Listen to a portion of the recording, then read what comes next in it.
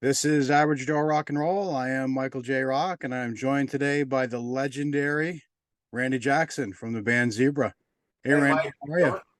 doing good. Good. This is, I told you a few minutes ago, this is a true honor and a true pleasure, and I mean it. Been a big fan of you and your body of work for a long time. So, Thanks. super excited to talk to you today. Thanks a lot. So one thing I've been curious about over the years, and I've seen you live, a couple times over the last handful of years. I saw you at the M3 Rock Festival. And I saw you at the Rock Carnival in New Jersey. You were playing the side stage there outside. Right. Uh, all these years with your vocal range, you still sound phenomenal. Oh, You're, thanks. Thanks you're a lot. I've been fortunate, yeah, try yeah, to take care of it. yeah. So, have you ever had any vocal issues?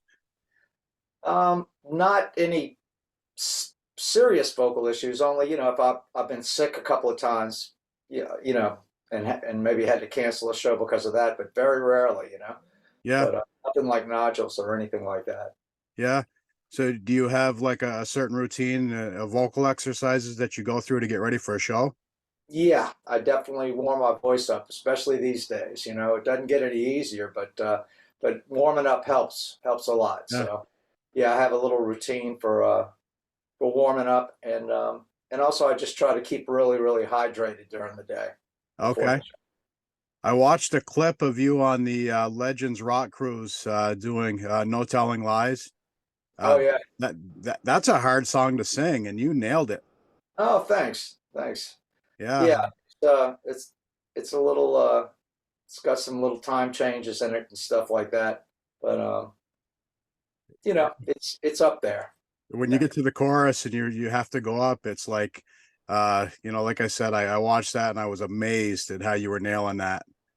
Oh, So, thanks. speaking of live shows, I myself am a deep fan. What are your deep fan faves for live? My what? Yeah, Deep. so you're deep fans like myself, who know the entire catalog and have listened to Oh, it frontwards to backwards. What do fans really look forward to hearing from you live? uh, well, a lot of people, ask for, a variety of songs. I mean, I think I've been asked for just about every song we do by someone. Um, Lately, we've been just touring on the 40, promoting the 40th anniversary of the album. So we've been doing the first album in its entirety, but we add some songs afterwards. We've done Riverside a couple of times. That really didn't even it wasn't even on a regular release we had. It was on the best of, and you know we pull some stuff out of the past that hasn't been released. You know, songs that people wanted to hear. It was a song called Direction that never even was on a record, and Yeah. you might not be familiar with it, but or maybe you are, but we used to play it before we got the record deal, and Okay.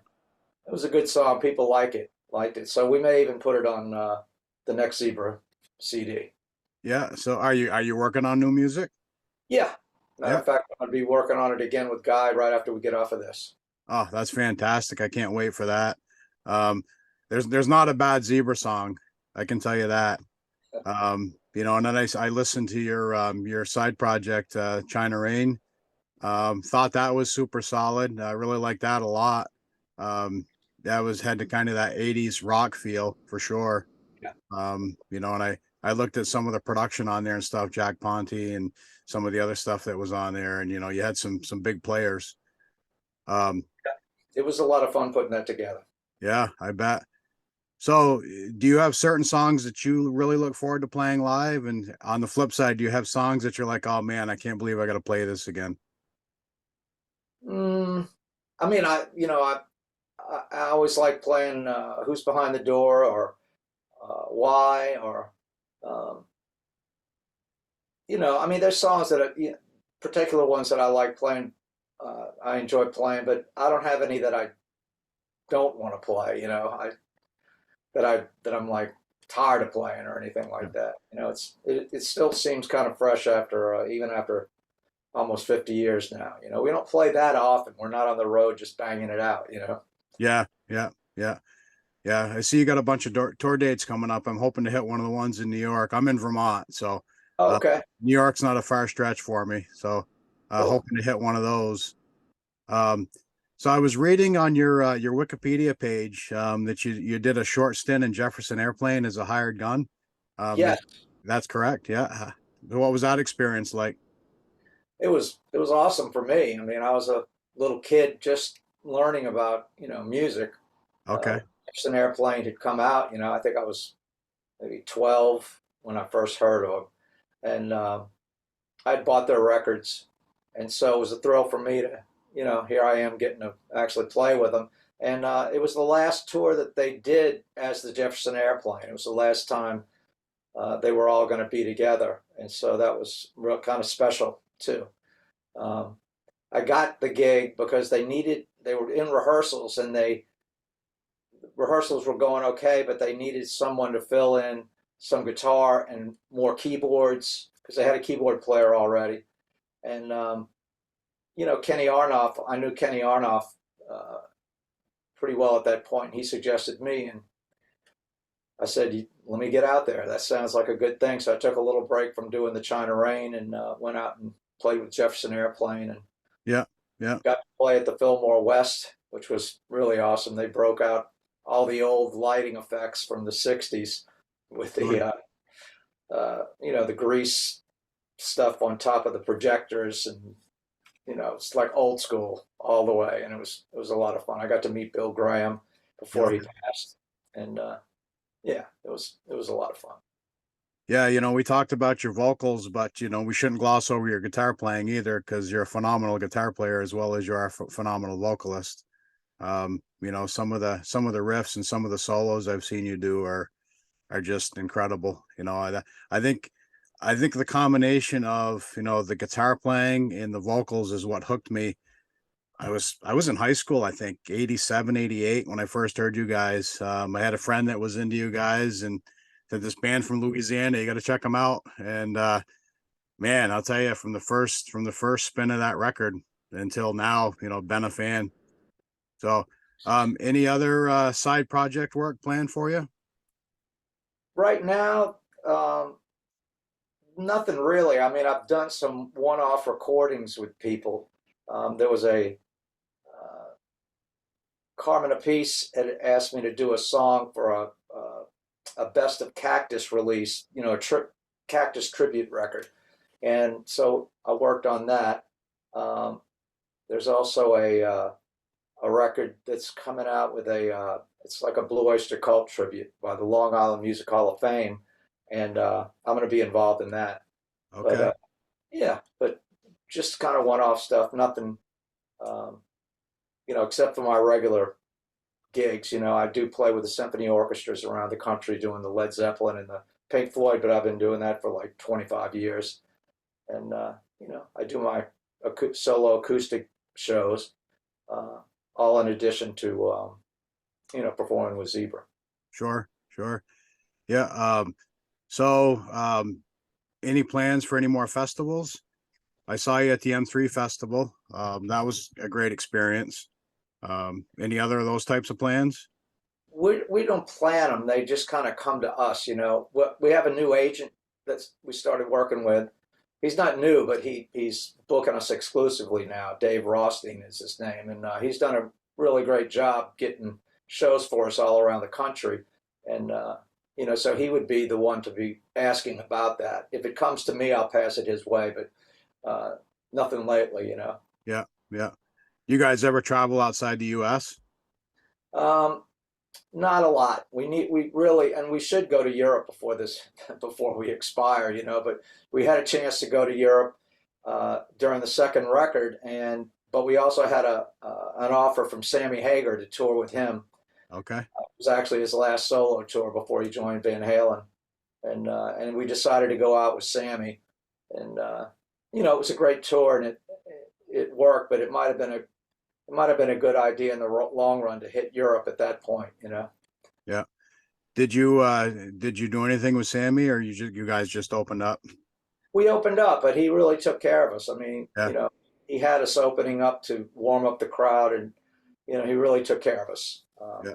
I mean, I tell the story all the time about how we were getting, uh, great sound checks and stuff in the very beginning when we first started, and then as the tour dragged on, uh, the his road crew, wasn't getting set up in time for us to get a decent sound check, and he heard about it and came out just out of the blue, showed up one day.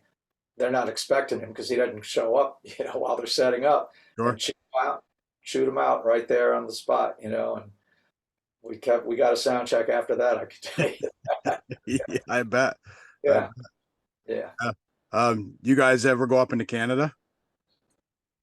That's another. Isn't that crazy? I mean, I've played in Canada. I know Felix has played in Canada with different acts, but Zebra's never actually been into Canada, and we've got a Oh, lot no of kidding. fans up there too. Yeah, no kidding. Yeah, I Yeah. bet you do well. It's funny. I was listening to that China Rain album, and there were a couple songs on there that was kind of reminiscent of some April Wine stuff. Uh huh. Also, Yeah. It's April a Wine. great Yeah, band. yeah, yeah, yeah. And I saw that Miles Goodwin just retired for some health issues, but April Wine's still going. Uh, Yeah. Going to see them on the Monsters of Rock cruise in the spring, well, in March. So Cool. looking forward to that. Um, so how many tour dates are you guys doing per year now? This year we're going to have done like close to 30 Okay. for the year, which is a lot for us. I mean, usually it ends up being about 10 shows a year. Come here. No, I'm not going. Okay. I love you. Bye-bye. Got some It's company? it's about 10 shows a year on the average for like the last 20 years. And at this year, though, with our new agent, he's been booking us like crazy. So, I mean, for us, it's crazy. 30 dates. It may not sound like a lot to other bands, but in addition to everything else we do, we're working a lot. Yeah. So Well, I mean, you guys' solo stuff, yeah, and the other stuff you got going on. So when you first, how long you been playing guitar? When did you learn to play guitar? I picked up the guitar when I was about Okay. 8 or 9 years old. I got my first Beatle 45 from a girl that I knew down the block. She brought it and said, "You got to listen to these guys." And so I heard that, and that kind of got me uh, pretty interested in playing guitar at that point. So, you know, from then on, I was playing guitar, not all day long, but because I was big into sports back in, when I was going to school. And so half the year I'd be doing the football, and the other half I'd be playing the guitar. Okay. And And that went on for a while. And then in high school, I was actually playing basketball, and I was doing a jump shot and fell back against a wall and had to go get my back x-rayed. And then it wasn't like the back got injured that bad. It was just that I had a congenital defect that they found where it was called spondylo that I had between my L4 and my L5. And they long story short, they suggested I stop the contact sports. And so that kind of ended the sports for me. I was wrestling at the time, and and playing football, and so then well, I went to the guitar pretty much exclusively, and so I spent a lot of time playing guitar at that point. when did you discover you could sing?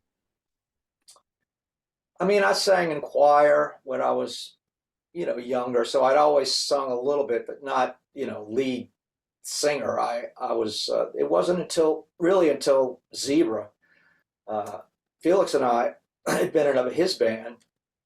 He I joined his band in 1972 or 73. It was, yeah, 73. And I sang backgrounds in that, but I didn't sing any leads until we started rehearsing for Zebra. And all three of us sang. Felix and Guy and I, we all took lead vocal duties, doing the covers we were doing. Guy had like a really big voice, and he would sing lead on the Deep Purple when we played that. Um, and he sang the Tush, ZZ Top. That was like with a big husky voice. Yep. Yep. Was good. Felix, had sang lead in the band we had been before, so and he liked doing. I think he did the Aerosmith and the Rolling Stones, and we all took uh, turns singing Led Zeppelin, depending on what song it was. But we did a lot of covers, while we were writing the original songs, and we counted them just recently, and we did covers by 60 different bands, at one point or another during the first, I think 4 years of us being together. So it's amazing that we did so much back then, and it seems like today it's like I don't know how we did it, but I guess we didn't sleep as much back then. So was there a point in time when you guys were together where you just knew you had something special, or did it just kind of evolve? I think that the fact that we came after the first year, we had a pretty good following in New Orleans, so we knew we could play and make a living. I think at that point, we always wanted to get a record deal, but I don't think we were expecting one. We tried. We wanted to get one. We moved to New York to get closer to where the record companies might be, and but it still didn't really happen for us until like 1981, 82. So it was like 6, 7 years before we even got signed. The first record wasn't released until we had been together already 8 years, which is quite a long time. But we were doing really well even then on the local scene in New York and in New Orleans, and so it was almost a surprise to get the record deal at that point. Yeah. So you mentioned that Beatles record that the girl down the block gave you. Yeah. Would you say that that's your earliest influence? Your first influence was the Beatles? Well, I think as far as like rock and roll, that was. Yeah.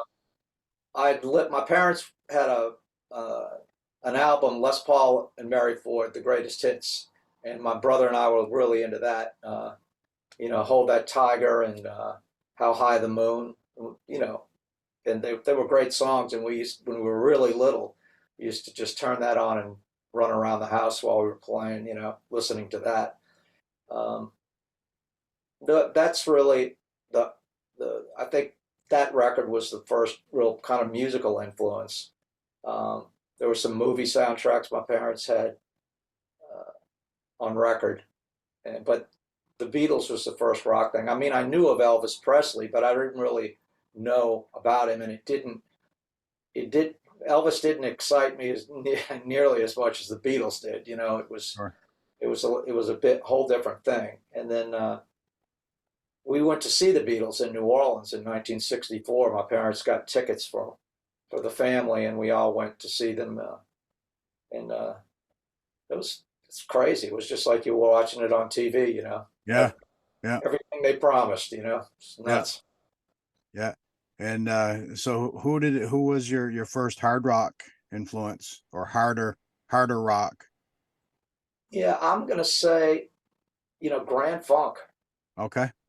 Mark Farner, and they had great songs, and the guitar parts weren't like crazy complex, and it was a good training ground, for someone like myself to learn a little basic stuff about the guitar. And I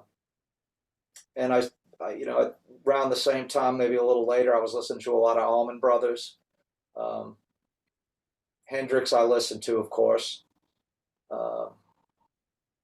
When who else? Let me think for a second. Cream. When Cream came out, I sat with Crossroads for a long time to learn the solo in that, because that was a little more than I'd been learning before. But as far as like the guitarists, I think I've covered them. And then you know, of course, when Led Zeppelin came out, Jimmy Page, um, and yes, Steve Howe, Okay. Yeah. big influence on me too. Uh, but they were, I can't tell you what order they came in, but I'm pretty sure it was, you know, it was Grand Funk first as far as the heavier guitar stuff. Yeah. So is there anything new out there today that you're liking? I don't pay enough attention, you know, No? I'm really guilty. Yeah. Um, you know, I'd heard Greta Van Fleet when they first came out, and they're great.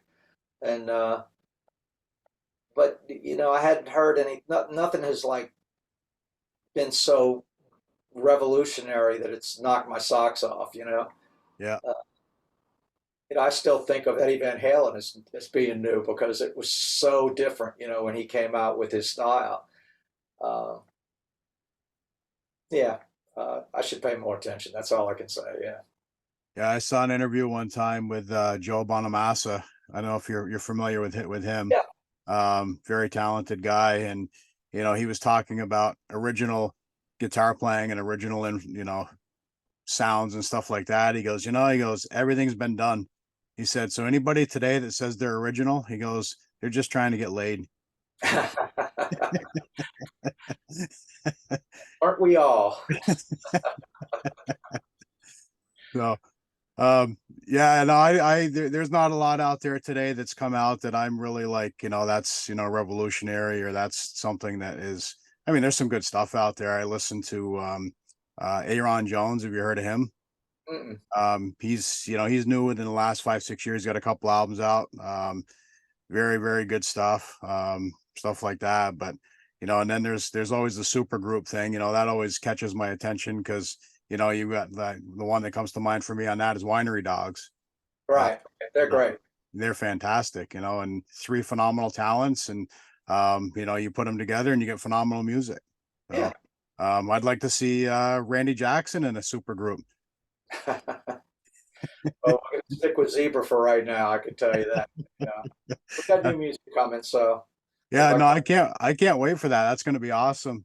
So the last four came out in the early 2000s, right? yeah, it was like 2003. 2001. Yeah, yeah. So I can't wait for this one. Yeah. Um, all the songs on this, are they all songs that you're writing right now, or some of them stuff that's just kind of been kicking around? Well, we haven't decided everything that's going to go on there. I mean, obviously it's been 20 years, so I've got a ton of material. Uh, so I mean, it's we could make a record of all brand new stuff, that doesn't include anything that we had played before. But a lot of people really wanted to hear this song Direction, and we're always getting asked for it. So we may do a studio version of that one and put that on the record. Yeah, yeah. So do you guys all write together, or do you write stuff separately and bring it into the group? I usually come up with the core ideas and then present them to Felix and Guy, and they sort through them and pick what they like. Um, as far as sitting down and actually the writing process, yeah, it hadn't been like sitting down and writing with the two of them, as much as it is them sorting and then adding ideas to things that I had, you know. Uh, and that's what we're going to be doing today. We're going to be arranging some of the songs. I'm going to be working with Guy over Zoom, and he's got his whole drum kit set up, and we can actually record and get some stuff actually done. Even though he's in New Orleans, I'm up in New York. We can get some tracks laid down. Yeah, it's the miracle of technology, right? Yeah, During the pandemic, I watched a lot of YouTube videos of bands that were playing and they weren't even in the same room. right. Pretty interesting. So, well, so we are starting to run out of time here, Randy. Okay. I've really enjoyed our time. I've, like I said, been a big fan for a long time. Appreciate you and your band and everything you guys have done. Truly, it's been an honor and a pleasure. And with that being said, thank you very much for your time. Thank you very much for doing this. And I am Michael J. Rock. I am a rock fan. Enough said. Thanks, Mike. Thank you.